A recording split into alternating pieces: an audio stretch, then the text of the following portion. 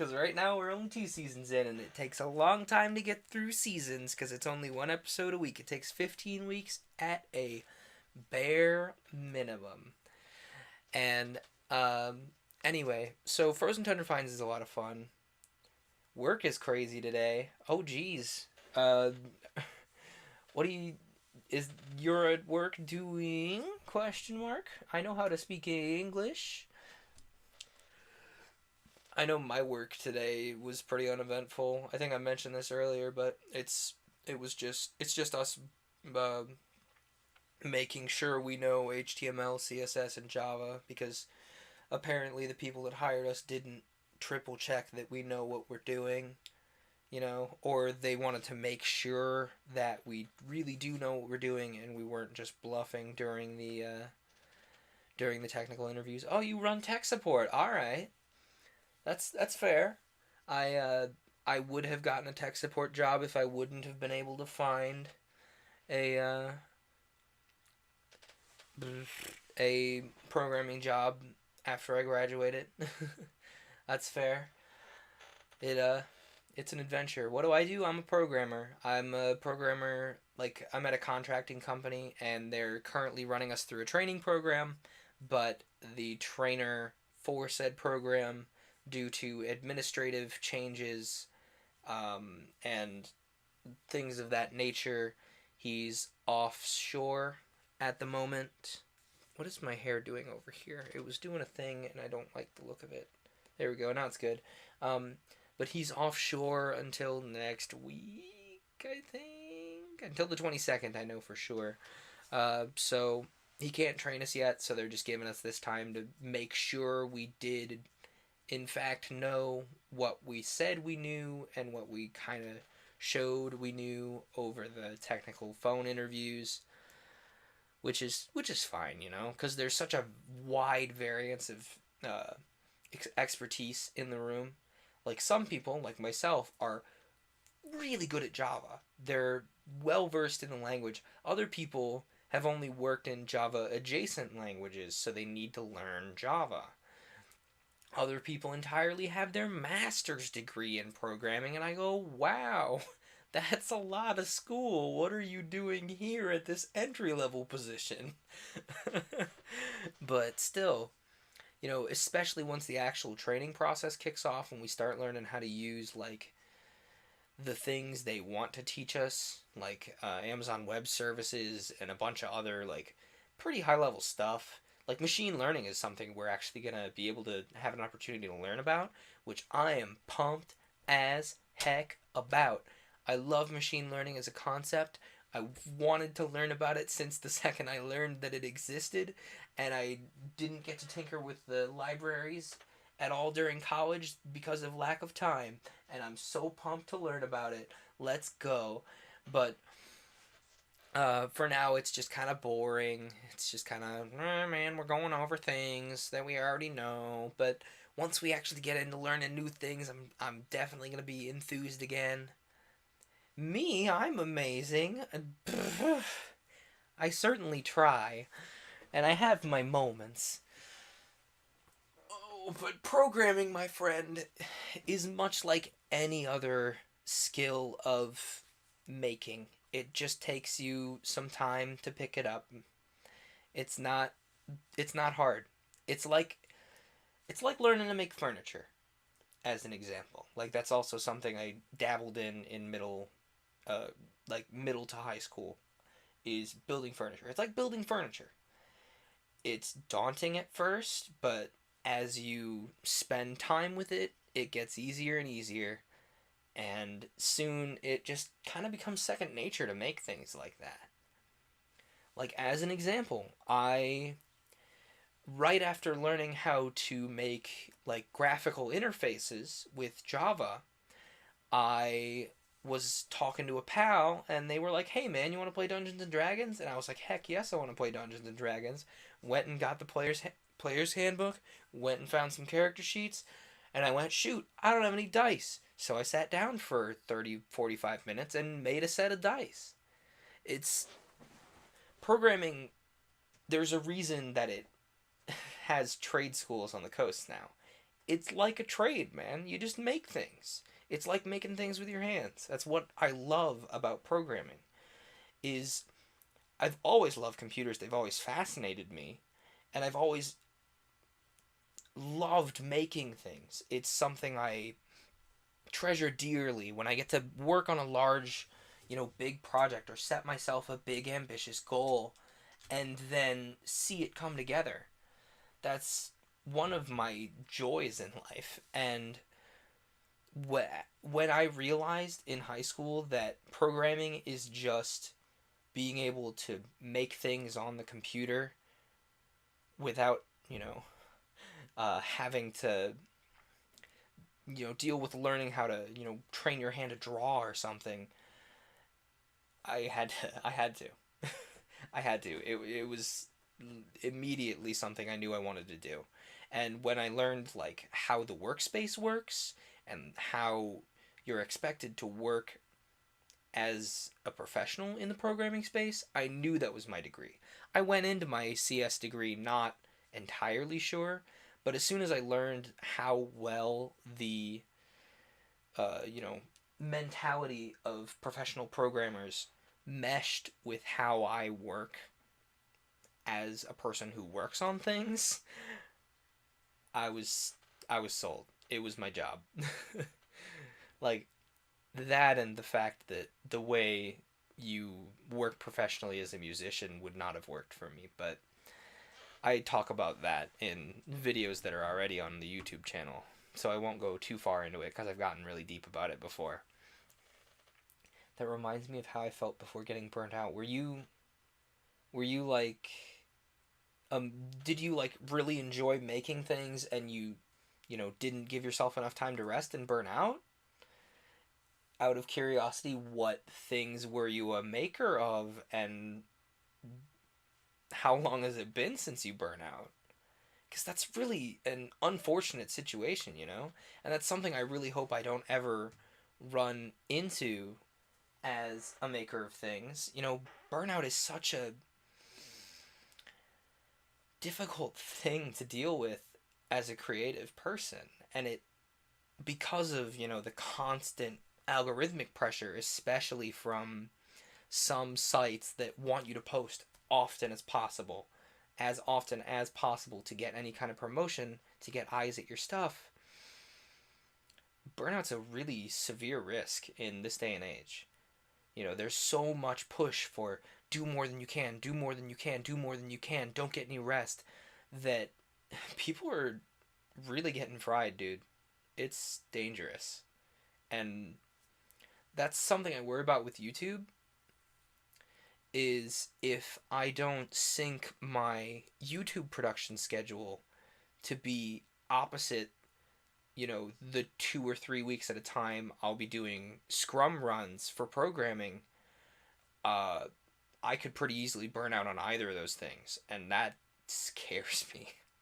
That scares me. I don't want to look at something I love doing and say, I don't want this. Hang on, just one moment. My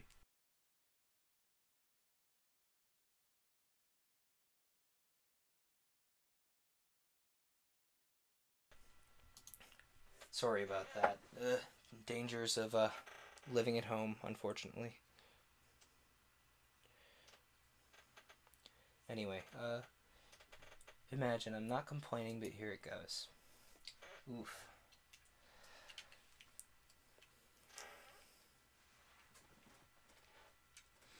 I don't know. I'm just gonna keep opening Splatoon off to the side here, uh, just to make sure. I work two jobs: a mail clerk for college, a full-time job, and then computer desk support tech. Oof, dude, that's a lot, man. That you gotta get some rest sometime, dude. That's a lot. Just the concept of having two jobs at once is a lot, but especially the two things that you said you do. That could pretty easily burn you up, dude. You gotta be careful.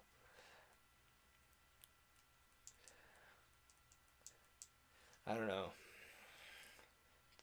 Yeah, 9 to 2:30, then 3 p.m. to 11 p.m. Oh, that's yikes. 14-hour days, man. That's yikes. Like, I don't know. Both of my parents are no stranger to long, long hours, but that's still just that's rough stuff, dude. Like, my dad has a 24 on 48 off schedule, and then my mom, she'll almost do like a scrum like um schedule for her work. She'll just go as long as she can, as hard as she can for 2 3 weeks, and then go, all right, I'm practically dead on my feet, time to pass out for like a week. Which is, it worries me, but she works that way, so I can't get too worried about it, I suppose. But you really got to be careful with that, Bear Paw. Like, I get it. Sometimes you gotta really push yourself hard as far as work goes, but please be careful. That's a lot. I worry about, you know, mental health in particular, because mental health is a hard thing to recover from, because it's sometimes you can kind of just tell yourself, oh yeah, I'm fine, and kind of go out in the world and work with, when you're, not 100%, when you're kind of leaning on, it's like leaning on, like a pulled muscle, man. That's what worries me, is like a pulled muscle, you're like, all right, ow, yes, pain. And it's kind of a pretty obvious signal, but like mental health is a little harder to pick up on.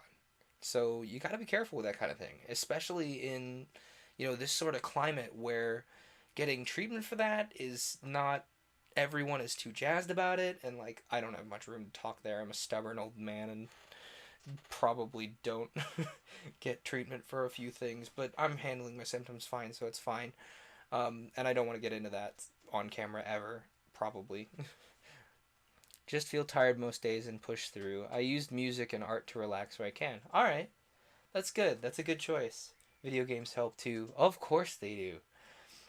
That's part of uh that's part of why I stream, because it acts as a reminder to myself that I need to unwind for a little bit. Cuz like before I started streaming, I would just completely forget about doing any kind of my passions and would just get sucked into work, and that would be all I do. And then I would sit at the end of the day and go, what did I do beside my schoolwork? And it turned out to be nothing. So that's why I picked up YouTube. I picked up YouTube first, and then Twitch is an extension to that, because it reminds me to play video games, which is one of my passions. And then I rolled in reading into the stream, which just, it really calms me down. It's something that, I don't know, it's not even like I'm making a creative product when I'm streaming. Streaming is literally just me giving myself an obligation such that I can do the things that help me zone out and relax. If I'm at all honest. But, if people enjoy being here and spending some time relaxing with me, I am 500% okay with that. I'm glad you appreciate the stream.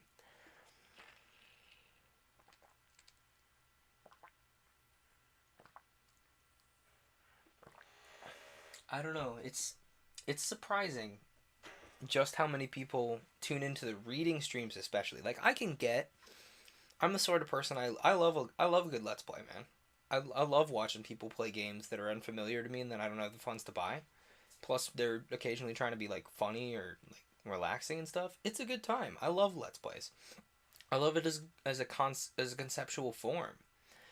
What I don't quite understand, and bless your heart and soul if you drop by to Paper Cuts, but I don't know why you're there. I cannot. I personally could not listen. I can't listen to audiobooks. I just don't. It's in one ear and out the other. I have to. It's too much strain for me to enjoy the story properly, to actually focus on auditorily the book. some people, they zone in a little better on auditory learning, or they, focus with their ears really well. And that's not to say I don't focus with my ears well. I was a musician for, well, not like a professional musician, but like I was an all-state choir. I was an all-state choir 2 years. I sang in my college, all but one of my college choirs, and the girls group, so all but two, I suppose, of my college choirs every year I was there. I love doing music, so it's not like I can't process auditory. It's processing spoken speech requires a specific set of focus for me, and I can't enjoy a story at the same time while I'm trying to zone in on what the person's saying. So, I don't know. Audiobooks are not my vibe, but you all seem to enjoy it, and I enjoy reading it, so I'll run with it. I'll deal. As long as I have books to read, I will definitely keep reading for y'all. That is true. I can sing. It's one of my talents that I one of my few talents that I will wholeheartedly admit I am pretty good at it. Like, I don't like to boast, and I don't accept compliments well, but if someone compliments my singing, I'll take it. Like, my voice work in general is one of the few talents I'll say I'm good at this. I'll accept compliments. Like, thank you. I You just complimented my voice. That's on point. I don't know, man. Something about reading aloud just really makes me happy, makes me smile. I like sharing stories with people, and that really gets to the heart of what I do with Frozen Tundra Finds. Is I'm sharing an experience with people, and I enjoy doing that. Sure, occasionally I try to be funny, or I try to be, I aim for a specific thing, but when at the end of the day, I'm sharing an experience with somebody. Whoever's watching that video, I want you to feel like you're on the couch next to me. How far next to me or close next to me, that's your vibe, but you're in the room with me, you're experiencing something along with me. You're going on a journey with me. That's what I really like to do. That's what my vibe for all of my content is. Whether I'm taking you on an odyssey with a book, whether I'm taking you on a journey through a game, it all comes down to sharing experiences. That's what I do here. Um, but now that we've gotten really deeply sappy about video games and content, let's see if new update. Ah! Let's see if Splatoon's working. There's a new update. Heck yes, it's time. My body is ready. My body is ready. Hang on, I'm putting up the progress bar. The progress bar is coming on screen. You're waiting with me. We're sharing the waiting experience. Oh no. Oh no, look at that go. Oh, I'm gonna have to be asleep 30 minutes before this is done. Hmm. But you know what? We can sit here and we can chat. I'm so sorry if this like destroys the audio quality, but I need to turn on the fan. Is this like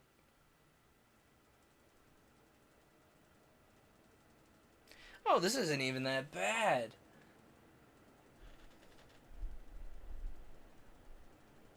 Oh, never mind. That is a little much. Maybe I can throw a noise gate down at like -45 to try and help that.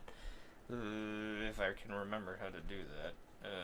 Hey, can I enable a noise gate on this? The noise gate's mostly for my own peace of mind, if it's fine. Noise gate. Fan. Open threshold or close threshold at -40. Let's say let's say 43. Open threshold at around, let's say, 35-ish. How's that?